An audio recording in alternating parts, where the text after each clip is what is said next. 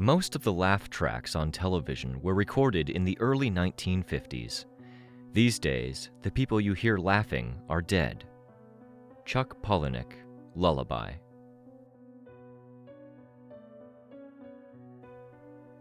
We don't have to talk about it if you don't want to, of course. I thought that's what your job was about. Talking? Actually, Mrs. Chelsea, I would say that my job is about trust. I can't expect people who don't trust me to talk about sensitive things with me, so this session is entirely in your hands. I'll talk about it. Therapy was my idea, after all. They said that since there was just the one incident, it wasn't really necessary, but I thought it was a good idea. All right then, tell me what happened. It was just a drawing on the sidewalk. A stencil, you know? Artists leave them around the city sometimes, and I was out shopping with my family when my son pointed it out. It was a skeleton, wearing a top hat, and it had the word Saturday underneath it. What do you think that means? It sounds like Baron Samedi. Who? He's a Loa, a voodoo spirit. He watches over the dead, and he's usually represented by a top hat and a skull. Samedi means Saturday. So this drawing frightened you? I had a kind of fit when I saw it. They called it an anxiety attack. They even took me to the hospital. And what did they find out? They said there's nothing wrong with me physically. They talked about stress and lack of sleep. And they said I should take it easy, but not to worry unless it happened again. But I'm worried anyway. Has anything like this ever happened before? Once. The same day that my son died. You said your son was the one who noticed the stencil. That's my youngest son, Dylan. I had an older son, Jonah. But he's not with us anymore. He was murdered 5 years ago. I'm very sorry, Mrs. Chelsea. Can I ask if you received any psychological counseling afterwards? No, I was busy with Dylan, you see. Isn't it strange? The day Jonah died was the same day I found out I was pregnant again. And I guess I just poured everything into managing the pregnancy, so that I wouldn't think about anything else. And for years I didn't. Not until this week. Should I talk about the murder? As I said, you don't have to talk about anything you don't want to. I'll talk about it. Jonah was 15. I had him when I was still in high school. He was very gifted. He played the cello and the piano, and they made him the organist at our church. That was what got him into trouble. The minister was friends with my husband, Jonah's stepfather, and he loved to hear Jonah play, so he put him at the organ. Everyone loved him. It wasn't just that Jonah was talented, I guess you could say he had a performer's charisma. I'm sorry. It's hard to talk about. It's all right, Mrs. Chelsea. Should we change the subject? No, I've already said this much. Something people liked about Jonah. He would always play the hymns, but he'd play some of his own music too, before and after the service. He composed his own material. It was very strange sounding, but everyone liked it. Well, almost everyone. One day a man came to us after church and told him to stop. Told him to stop playing? Told him to stop playing his own music. He was very upset. He looked like he hadn't had much sleep. He might have been drunk. He told us that the song Jonah played that day was wrong somehow. That it was driving him crazy. He was screaming at us in the parking lot, telling us that we didn't realize what we were doing, that he'd spent his whole life trying to get away from that music. It didn't make any sense. Tell me about the song. It was very odd, now that you mention it.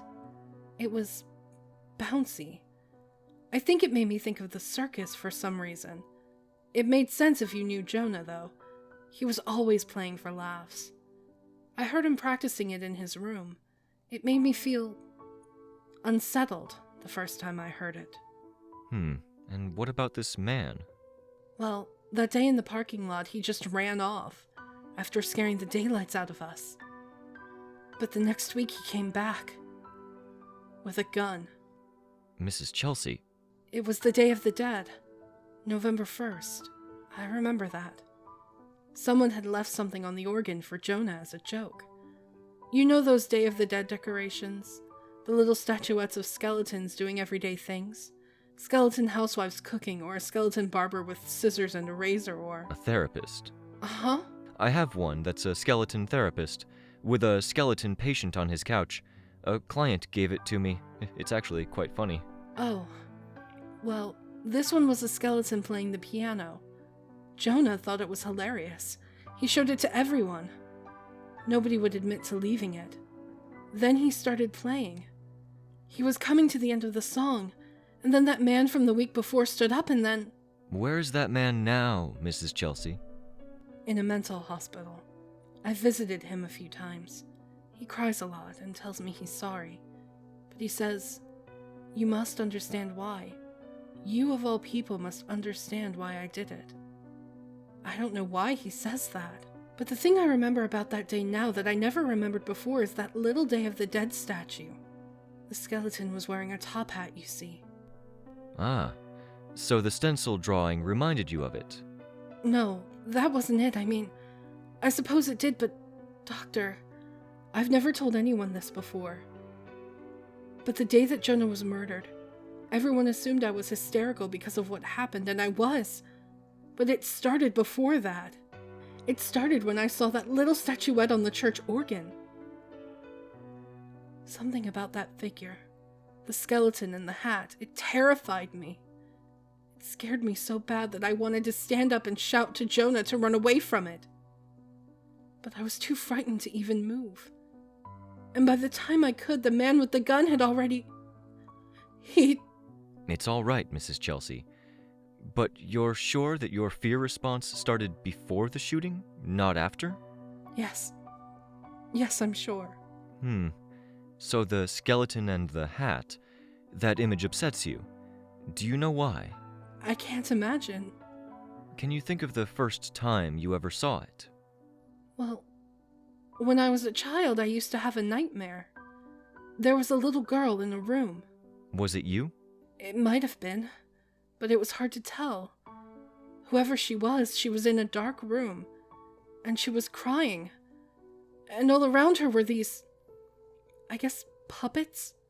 Or dolls? And they were screaming. The puppets were screaming? Yes, all of them. Screaming, and the little girl was crying. Did you have this nightmare a lot? All the time when I was 5. What does this have to do with the skeleton in the top hat? That was one of the puppets. That's the first time I can remember seeing that image. Well, not seeing exactly, but that's my earliest memory. I see. What did your parents do when you told them about this dream? They took the TV away. Why?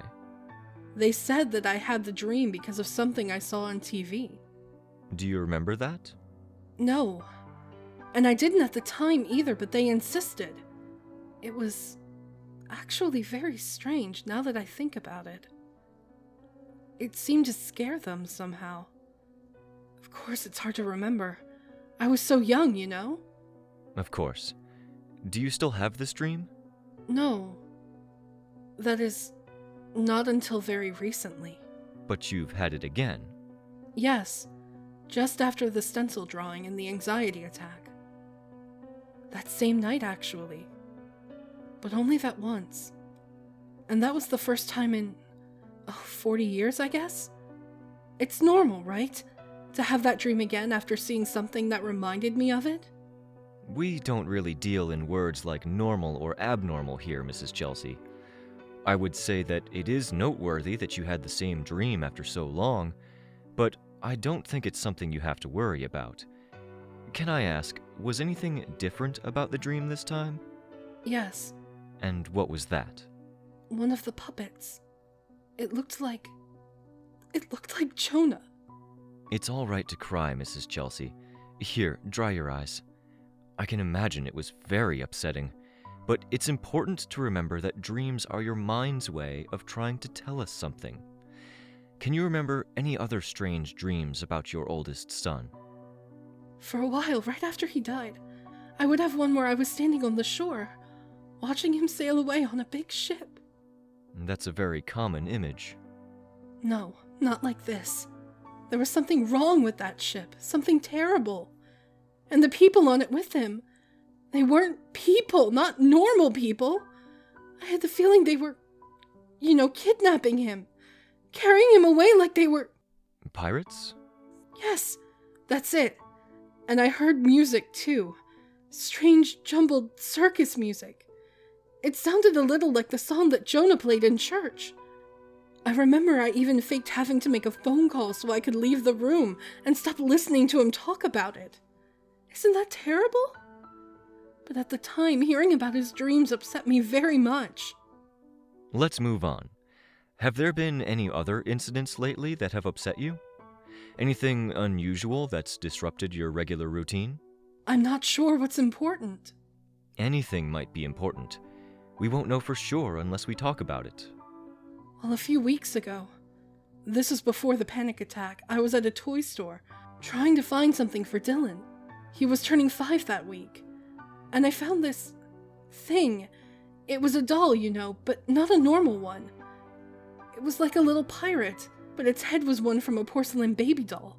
The old kind. It looked like something a serial killer would make in their basement. And that bothered you? Well, it was horribly ugly. I asked the owner, and she said she'd found it when she was cleaning out the storeroom. She had no idea where it came from. She wasn't sure whether she should sell it or not. I told her to throw it away. It scared me. I guess it sounds silly now. Why would something like that get to me so much? To grind your skin. What? I said things get under your skin. I thought you said... Never mind. There was something else, too. As I was cleaning my son's room the next day, I thought I saw that same doll in there. Thought you did? As I was cleaning under his bed, something caught my eye. It was that red bandana. And I saw that doll's little face staring at me, with those cracked, painted eyes, and I swear I just about screamed. But when I looked under the bed again, it wasn't there. And I told myself I just imagined it, but... Are all these things really important? Oh yes, Mrs. Chelsea. I'd say we're making great progress. With these sorts of things, you have to go inside. What did you say? You have to go inside. Of your mindset, inside of your issues. But why did you say it that way the first time? I'm not sure what you mean. Doctor, Let's move on. It seems that your anxiety is being triggered by some very specific imagery. Tell me when else it's come up. Tell me, Mrs. Chelsea, please. My neighbor. She had Halloween decorations up on her house for weeks. And then there was one that was a kind of skeleton that hung in her window. The sort of thing you'd buy at a drugstore this time of year. It startled me when I looked out my window and saw it. It was like it was looking right into my house. It had big glass eyes that were too large for its skull. That bothered me. I had such a strange feeling when I saw it. The first time I thought to myself, he's found me. It just popped into my head, and a second later I couldn't have told you what it means. But that's not what scared me. What did? My neighbor took all the other decorations off her house after Halloween, but she kept that one. Every morning I'd see that thing staring into my window. And finally, one day I mentioned to her, very casually, that it was almost Thanksgiving and she really ought to take that last Halloween decoration down. And she said, I don't know what you're talking about. It's been gone for weeks. Was it there when you looked out the window again? No. Do you think it was ever really there to begin with? I don't know. What else has been on your mind? Dylan. He's a very bright child like his brother. And they look alike. But he's not a musician. Instead, he draws. Has he been making strange pictures? How did you know? A lucky guess. Do go on, Mrs. Chelsea. I feel sick. I feel like the room is moving. It's your imagination. Tell me about Dylan's pictures. They're of a sailing ship, but not a normal one. It has a a figurehead at the front of it that's too big. And it talks. The figurehead talks? Yes. How do you know that if it's just a picture? I just know. And he's been drawing it for weeks and weeks, over and over. Sometimes he draws other things too. Strange things. Terrible things. But things you recognize. Yes. Where have you seen these things before, Mrs. Chelsea? In my dreams. And on the television. When I was 5 years old.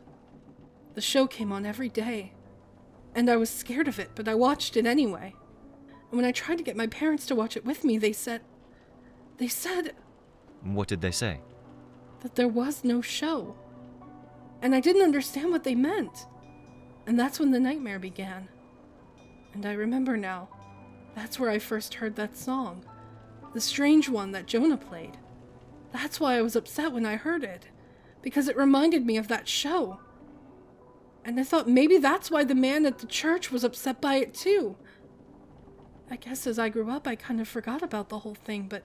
But you didn't forget, did you? You never forget the things that are really important in childhood. I guess you don't. And we didn't forget about you either. What? I said they didn't No, forget... you didn't. You said we. We didn't forget about you? Well, it's true. We didn't forget.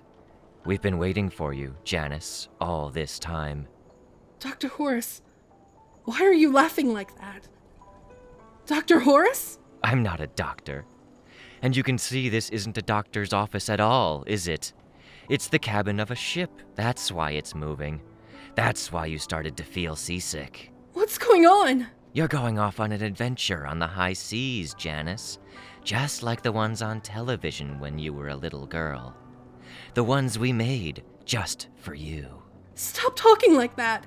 And stop calling me that too. My name isn't Janice. But it could be. You'd make as good of a Janice as anyone. And think how much better life would be if you were. Janice never had a murdered son. Janice never had to worry that she was losing her mind. Janice only had adventures all the time. But they were so awful. So frightening. Well, being a child is always a little frightening, isn't it? But you won't be alone here. All of your old friends are on board. And we have some new ones, too. Even Jonah is here. Jonah? Oh, yes. He's been just the best little crew member for us. And he's been waiting for you. Just think about how wonderful it will be to see him again, and to see everyone else, too. All one big happy crew together. But what about Dylan? Your other boy? Oh, don't worry about him. We'll get around to him in due time. But do you hear that, Janice? I hear a voice. And what is it telling you? I don't want to listen to it. I don't want to be here. I want to go home. This is home, Janice. This is the home we made for you. The home that's been waiting for you. The home that you'll be in forever and ever. The voice that you hear, why, that's the voice of your new home. And what is it saying? What's it saying, Janice? It's saying that I have to go inside.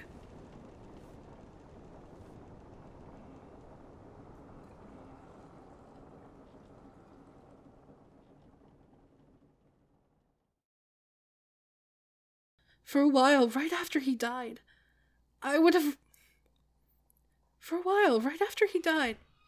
That's a door. For a while. Hi. Sorry. You're fine. Yes, that's it. And I heard music, too. Strange, jumbled circus music. It sounded a little like the song that Jonah played in church. And come to think of it, he told me that the song came to him in a dream first. It might even have been a dream about a ship. I didn't pay much attention. I remember I even faked having to make a phone call so I could... So, Yes? I have to cook now. I'm almost done the story. Can you wait like 5 minutes? I remember I even faked having to make a phone call so I could leave the room to...